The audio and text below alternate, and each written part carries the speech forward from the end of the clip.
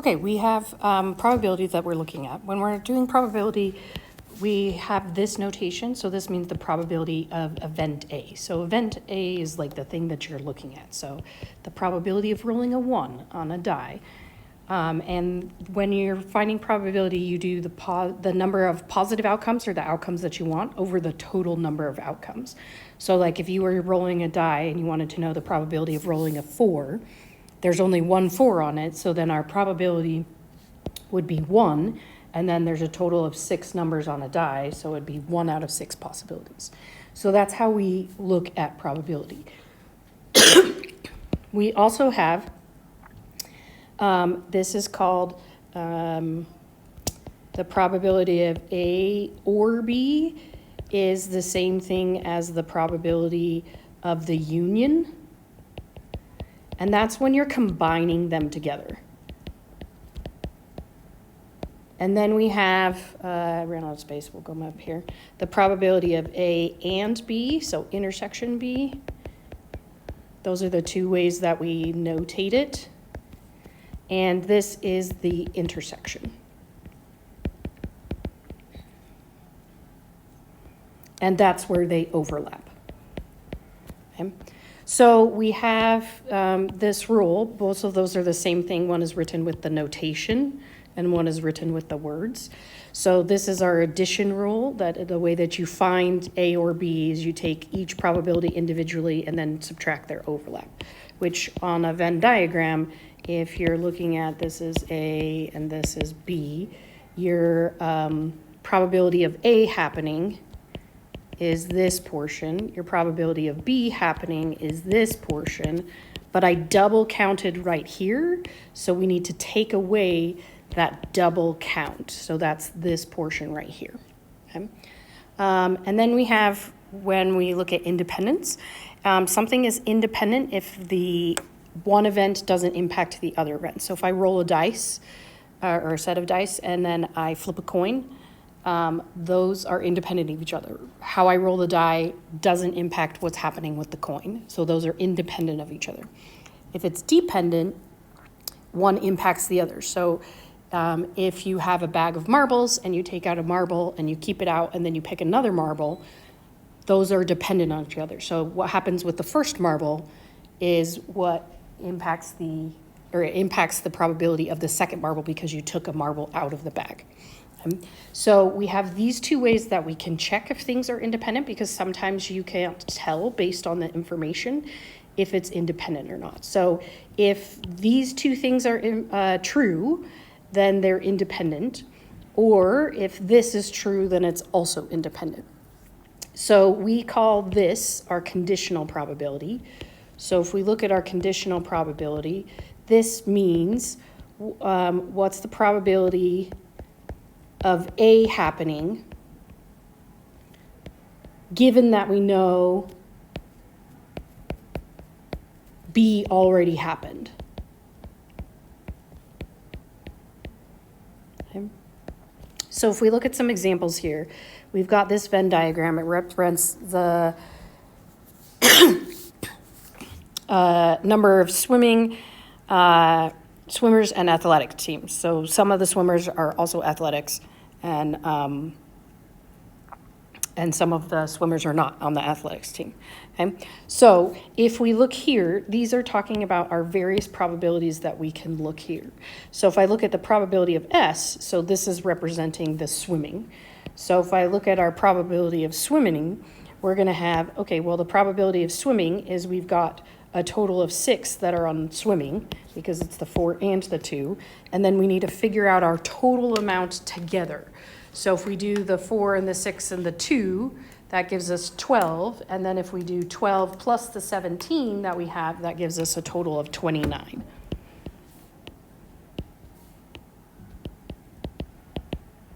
So this would be 6 out of 29.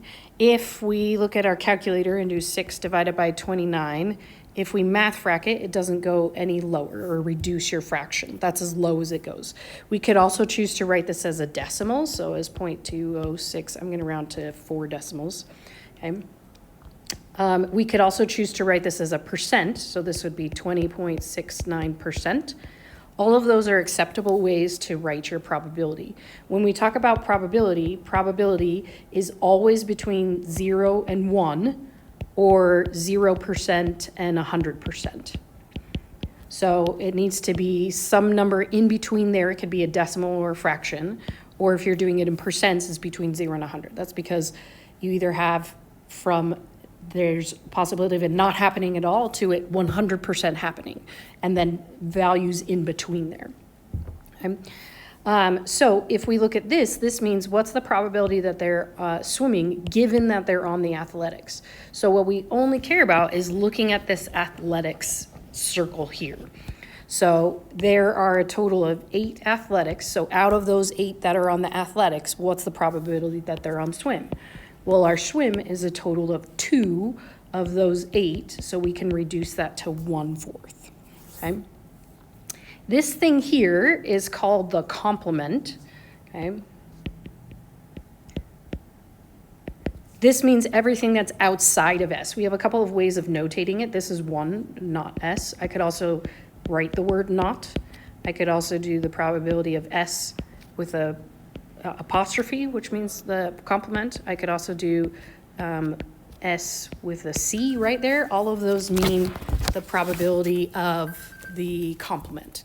So what's happening outside of that event. So if you take a look at the event and the complement of the event, they always add up to 1, or if you're in percents, they always add up to 100%. Okay? So the probability of S plus the probability of its complement equals 1. Okay? So here, if we're looking at swim on our Venn diagram, we want everything that's outside of swimming. So outside of swimming would be all of this part. So I'm going to add the 6 and the 17 together so that we get to 23. Okay? So we have 23 that are not in the swimming, and that's out of our entire total, which was 29. Okay? So then if we look at this next one, again, this is a conditional probability. So this means what's the probability of them being on the athletics team given that they're on the swimming team? So we already know that they're on the swim team. So here we're just looking at this circle here. Okay? I don't care about anything else. We're just looking here. So out of those 6 that are swimming, out of those 6, which ones are also on the athletics? So then that would be the total of 2. So, and then 2 out of 6 reduces to 1/3. Again, you could change it to a decimal or to a percent. I'm just going to keep mine as fractions. So if we look here at this one, this sign means and. And means the overlap. Okay, so we want to look at where both A and B happen. Oh, it should be A and S. That's my fault. A and S, and then this should be A and S.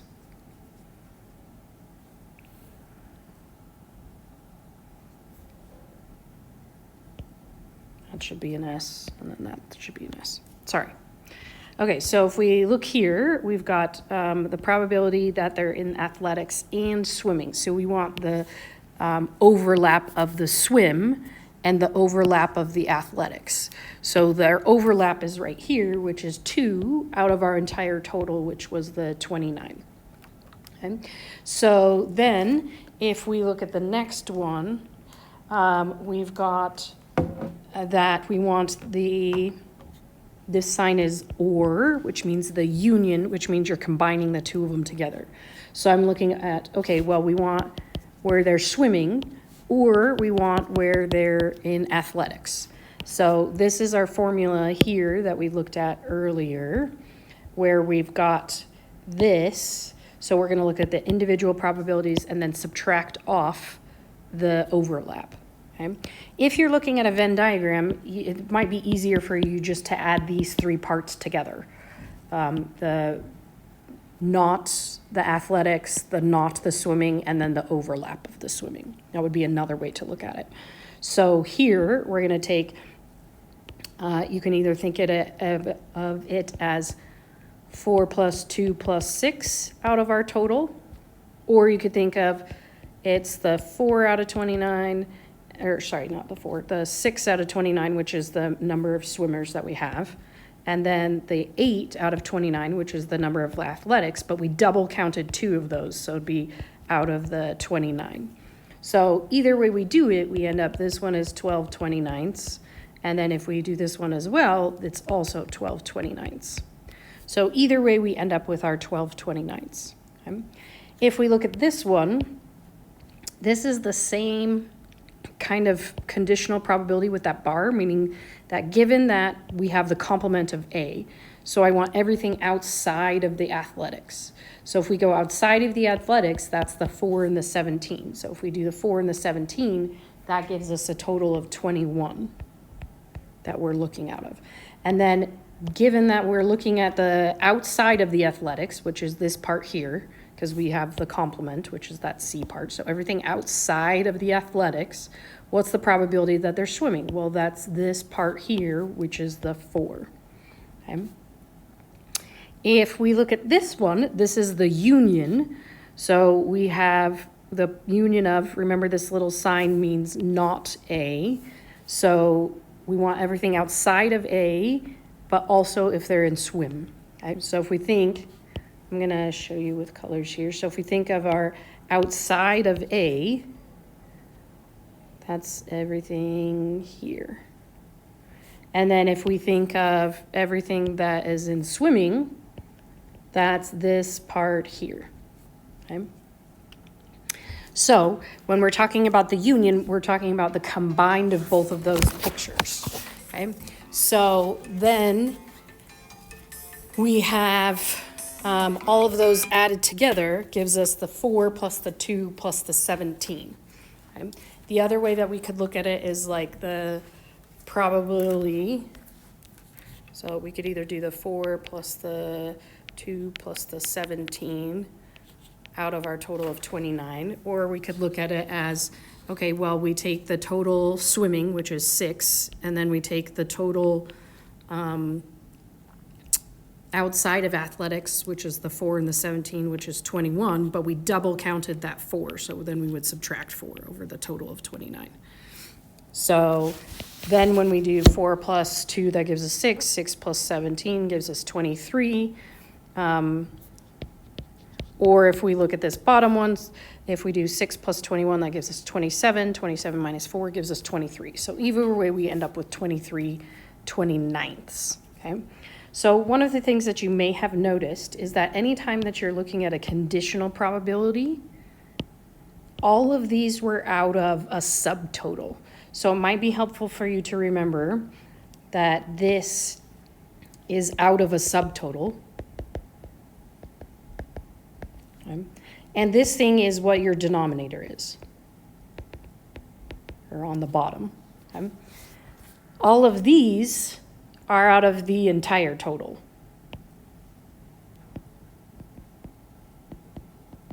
Okay. So if we look at a different representation, so we could also have where we've got that they are in a two-way table. Okay. Remember that these represents the total.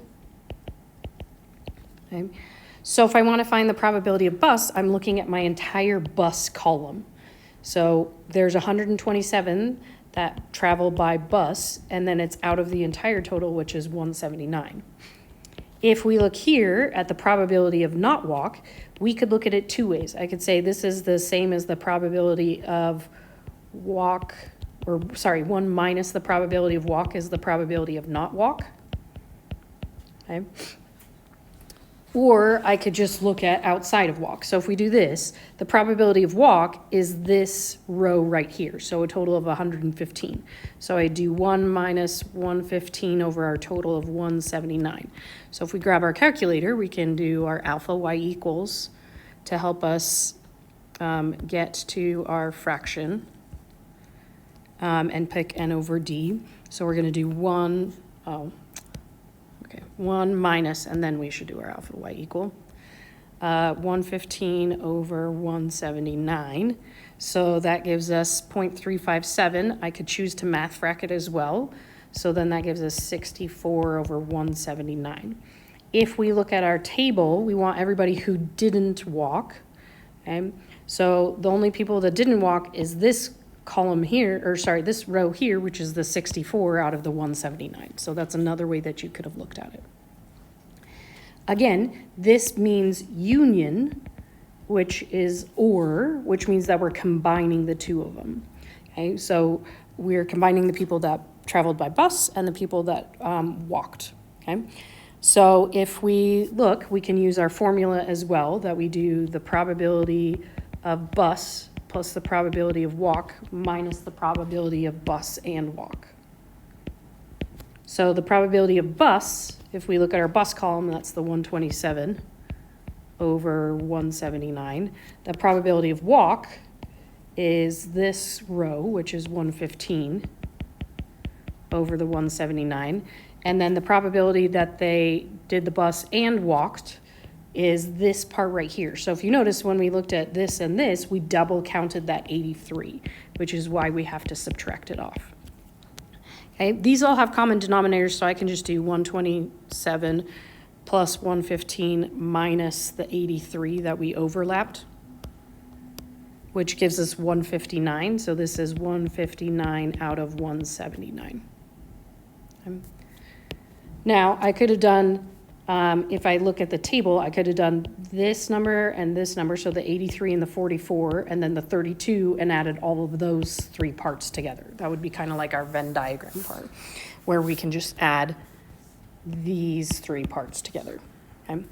So here, again, this is another way that we can talk about the complement. This is not the bus, and they walked. So this is and, which is the overlap. So we want where they did not take the bus. So this is our bus. So the not bus is this one. And then we want where they walked. So the overlap of those two is the 32. So it's the 32 out of the entire total, which is 179. Okay. So then here, if we look at these two are conditional probabilities. So given, what's the probability that they walked given that they rode the bus? Okay.